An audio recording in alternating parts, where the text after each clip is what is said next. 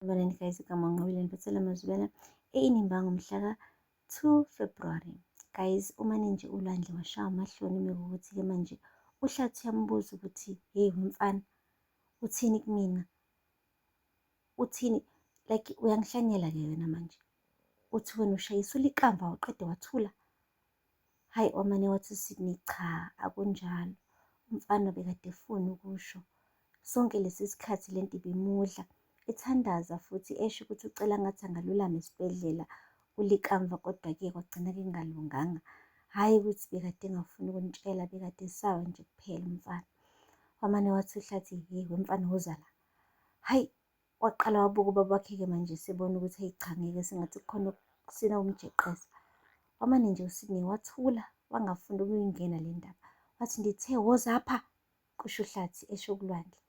Eyi ulwandle wangcono, wabona kungcono ukuthi ngcono amane aguqe straight, amane nje aguqe amthandaze, amcele uHlathi ukuthi amxolele. Wathi ngiyexolisa bandle baba, uyazi mina bekade ngingaqondanga nje mina ukuthi ngimshayisile ikamva.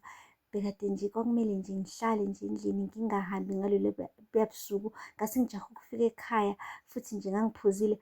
Wathi uthumeka, kanti wawuncelile? Kanti wawuncelile? uHlathi guys umane wamnikeza imbibizane yempama ukuthi kwa ebusweni ngempama.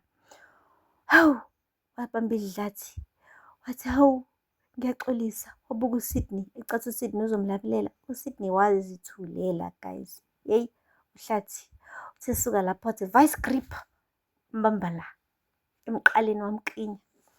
Wathi ifa nawe njengendodana yami. Hhayi wabona-ke manje uSidney ukuthi ngeke uzoza abulawele ingane phela la. Wasukuma wathi ngeke, ngiyaxolisa bandla Mr Mabandla, musuke ungibulalela phela nami, muxolele bandla, mxolele. Bamlamula kanjalo-ke guys. Uthe suka nje qashula-ke enkinyweni-ke ulwandle waphalaza guys, angazi noma bambambe kabuhlunguni la emqaleni. Yeyi kwabuya konke ukudla kade kudla kubo guys, waphalaza ubhuti omncane. Hhayi-ke akuphelanga lapho. Umane nje wathi uHlathi, yabona-ke kuzomele kwenziwe ubulungiswa-ke manje la for indodana yethu. Angeke kwazi ukuthi wena uthule indaba engaka, usibikele late kangaka, ebese emva kwalapho nje uyapepenyeka nje impilo iqhubeke. Wathi uLwandle baba, ngingenza noma yini, ngicela nje ningixolele. Mekuthi nifuna ngihambe lana ngizoqoqa zonke iy'mpahla zami, ngeke niphinde ningibone. Wathi hhayi cha, angeke kuze kube lula kanjalo. Wamane wathi uThulani, bengicela bandla nisishiye kancane, sithi ukuyidingida le ndaba njengomndeni, nisiphe nje noma iy'nsukwana ezimbalwa, sizobuyela kunina. uSidney kwathi gidi uvalo. Wathi kulungile bomabandla, sizohamba sinishiye, sicela nje indlela. Wathi uHlathi no, akukho ndlela enizoyicela la, manje nizohlala la. Nifuna ukubaleka futhi? Wabethatha ifoni wafona. Wathi uLwandle, hayi bo, ufonela bani manje babomabandla? Wathi detective, sengiyazi ukuthi ubani owabulala indodana yami ulikamva. uLwandle Zondo, ula endlini, cela nikhawuleze nize ngokushesha. Guys, yashelwa inhlanzi-ke manje amanzi. Yeyi inhlanzi yashelwa amanzi guys the same time kuLwandle. Wathi baba yini manje, kwenzakalani baba? Eyi kwasho khona ukuthi uSidney manje akasakhona ukumsiza. uHlathi sesithathile guys isigqibo, useyasho ukuthi lo mfana kumele ajeze. Ubuzile-ke guys uSidney ukuthi hawu ngampela Mr Mabandla, sungaze ngampela uyibophise indodana yami ibe yenze iphutha elibi nje kuphela. Wathi lalela la, njengotata wonyana, isona sigqibo-ke sakaMabandla lesi endisithathile ngoku. It's either lo mfana uyahamba uyejele, uyethola isijeziso esimfanele, okanye isongeso nami ndiyayithatha indodana yakho ndiyayibulala. Yo guys, wabona-ke manje ukuthi cha, uSidney kahle kahle uma engasaboshwe uLwandle wenzelwa umusa, ngoba uzobe esaphila esakwazi nanokuthi umbone ejele uma efuna ukumbona. Akufani njengomndeni kaBabandla, ongeke uphinde umbone ulikamva. Guys, akupheli-ke lapho. Amaphoyisa wavazisa, apholisa amaseko, afike qathatha emndenini-ke wakwaMabandla uzolanda phela-ke uLwandle Zondo. Hhayi uLwandle guys bekade ecasuke kabi, esho kahle ukuthi uyise umdayisile straight. Uzamile kuSidney kumtshela ukuthi ndodana, qina ndodana, qina. kuzolunga. Angizwa ukuthi ngithini, wathi wena baba uyixoki, wena baba angifuni ngisho ukukubuka, wena baba angikufuni ngisho ukukhulumisa, wena baba wenza njani uma wenza nje baba, ungilethelela kanti uthi ngizoboshwa, he baba. He guys, bamvalela guys emotweni-ke. Hhayi ubelokhu eshilo uLwandle ukuthi mfana wami qina, qina kuzolunga ndodana, sizokukhipha, angeke ube isikhathi eside, ngiyakucela nje ukuthi uqine. Hey guys, lapho uHlathi elokhu evume ngekhanda uthe ya, thola impela lokho kukufanele, hamba uyobola ejele, unandodana ngenxa yakho. Ekusho konke njalo lokho ngenhliziyo. Hey guys, waboshwa kanjalo kuLwandle lapho unina ulwile uNtombo ngayo yonke indlela ukuthi loya mfana angagcine uphelele ejele.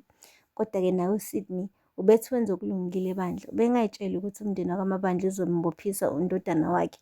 Bekade yena ngokwakhe ey'tshela ukuthi uma ekhuluma iqiniso manje umndeni uzohlala phansi ebese uthi kulungile siyanixolela ngoba vele siyanazi nina, yabo nomakhelwane kade sanazi ney'ngane zethu y'khulele ndawonye.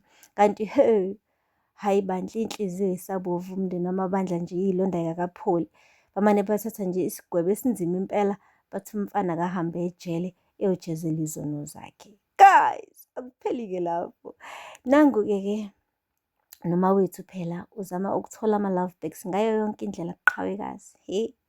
Uhambile-ke wayohlasela uZinhle umbuza ukuthi kungani amziba uQhawe, ngoba phela uQhawe akanacala futhi akayicelelanga nje inhliziyo kaLikamva. Kungani ebehashi abomngani ohashi.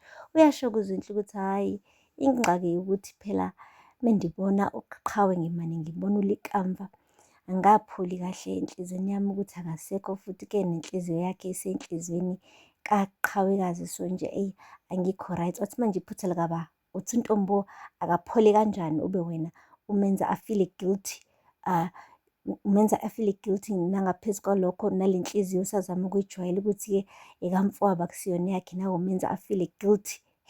Awukahle wena, akusiwena wedwa olahlekelwa uLikamva, awuxolele umngani wakho, umngani wakho ekudinga njengamanje. Hayibo guys, I think umawethu was very cold, but-ke ngathini phela bekade efuna ukuthi uQhawekazi-ke angazizwa yabo left out by everyone ever since athola le nhliziyo kaLikamva. So manje usefuna ukufosa uZethu ukuthi amxolele ngenkani, not ukuthi unecala uQhawe, but ufuna nje uZethu i-relationship yakhe noQhawekazi iqhubeke njengakuqala, even though uZethu alahlekelwe isithando sakhe guys. Yo, wow, it's hard. But-ke ugcine-ke ehambile-ke uZethu waya-ke le kubo kaBig Picture, uma wakhe phela uZoleka ayosho kuQhawekazi ukuthi hhayi uyamxolela yonke into ayenzekalile, akulona iphutha lakhe, so bangaqhubeke babe ne-friendship. Washo-ke naye uQhawekazi ukuthi usejwayele ukuthi uLikamva akekho, but ukubona uZethu eloke njalo emziba ezimngani wakhe bekumhlukumeza umoya. Hhayi bagcina bethathane ihagi-ke, okusho kona ukuthi-ke uma wethu umzamo wokuthi ahlanganise-ke isithando sakhe sewuQhawekazi nomngani wakhe uZethu phumelelile guys, and I hope uzoba rewarded-ke ngokuthi-ke kulahlwe-ke lesithando esisha-ke sikaQhawekazi esingu-Onga, bese-ke kuba uyena-ke obuyela back enhliziyweni kaQhawekazi. Guys, aphela lapho-ke amazwela namhlanje. Ningakhohlwa ukusubscribe and like and comment. Until next time, bye.